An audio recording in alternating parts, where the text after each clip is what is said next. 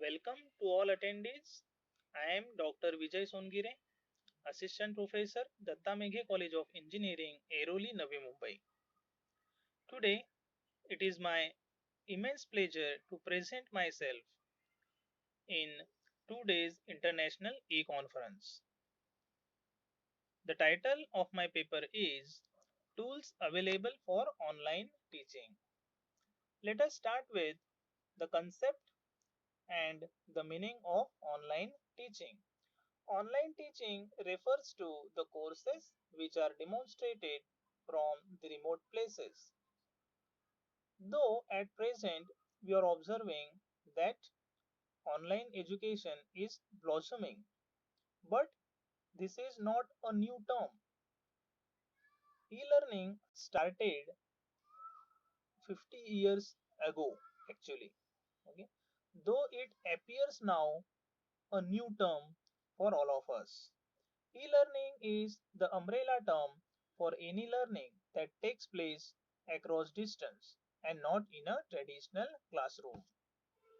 When did online teaching start then? The concept is over 170 years old and has its origin in correspondence courses offered in Great Britain. Just I said earlier that the concept started 50 years ago. Okay. Okay, but earlier it was present in the form of distance correspondence courses.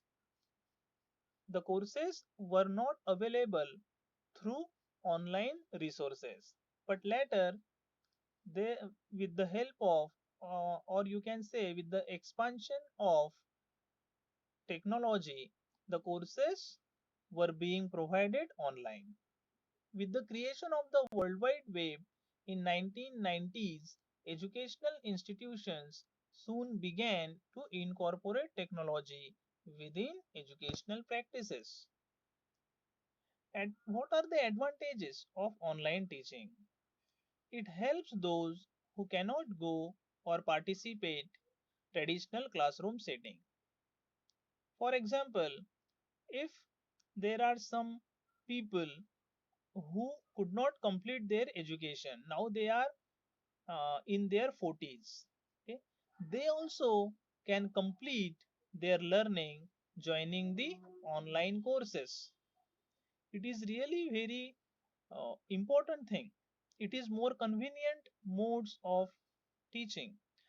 It is convenient for both learners as well as teachers because they can engage themselves at any time and from anywhere in the world. Flexibility. It does not require much resources. Internet connection with a device like desktop computer, laptop and Android mobile is enough. It is an affordable means of communication. It provides education within four walls. Traveling expenses are saved. Therefore, it is called affordable means of communication. It is time saving. It saves time of both the learners and the teachers. The learner can view the content as per his availability. Teachers too don't require to teach the same lecture repeatedly. All the content is available online on his blog, website or drive. The teacher can encode his or her message content more effectively using innovative methods like audio track, audiovisual aids, video recording, etc. What are the different tools available for online teaching? There is list you can find. There are different tools like video conferencing, Zoom app, Skype app is there. You can use Google Classroom as a very good means of communication while distributing the student their assignments. You can grade their assignments. Okay. Then there is one very good app nowadays. It's really very popular app, that is Google Meet. This is a video communicating service developed by Google. Comparatively, this app is more convenient to you than any other apps. Therefore, here I have added some special features of Google Meet. It provides unlimited number of meetings.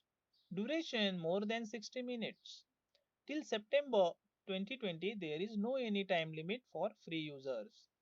It provides live captioning, video and audio preview screen, control for meeting host, screen sharing with the participants, messaging with participants, and the most important part is it has a very good video clarity. There are some different apps also available when you are teaching online. You can take help of WhatsApp, you can create your own blog, and you can create your own content there. A very most important part is you can even develop your own website where you can prepare your own pages. You can go on adding your material subject wise so that the students can visit your website at any moment and they can collect the data, okay, if you allow. Okay, what are the etiquettes for online teaching? Firstly, we will see what are the etiquettes for online teaching for students. The students should follow time strictly. They have to give their attendance. In case of any doubt, they have to raise a question using a chat box. They have to mute yourself. Be ready to take note. The students should use polite language. They shall not interrupt. Even raise your questions only during the time slot given. Switch off all other devices when the class is going on to minimize the noise and have or develop a learning attitude. What are the fundamentals for teachers while online teaching? The most important part is the teacher should be a good communicator. He should deliver a fully engaged session online. He should create such atmosphere online that even poor and average learners should develop interest in the class. He should be a techno savvy person. Using technology, the teacher should update his content. He should be innovative. Using audiovisual aids, video recording, the teacher should innovate his content delivery. Facilitating. Online, the teacher should be a facilitator who engage the learners in some activities and observe their progress. What is the present scenario of online teaching? The online education market in India was valued at INR 39 billion in 2018 and is expected to reach INR 360.3 billion by 2024. So you can see that there is a very huge scope for online teaching. What are the demerits? Each coin has two sides, pros and cons. Similarly, when we are thinking about online teaching, then it has some demerits also. Social isolation. A continuous online teaching platform leads to social isolation in the long run for both the learners and the teachers. Lacks personal touch. In traditional teaching, the teacher observes verbal and non-verbal signs of the students while teaching and receives feedback spontaneously. It is not possible in online teaching. Lacks in communication skills. Online teaching affects the quality of communication. The teacher tends to focus more on theory than practice. For improving public skills, the learner must present in front of others. It is possible in traditional teaching only. Inaccessible to the illiterate population. One cannot use this method for the people who are not fully acquainted with the system.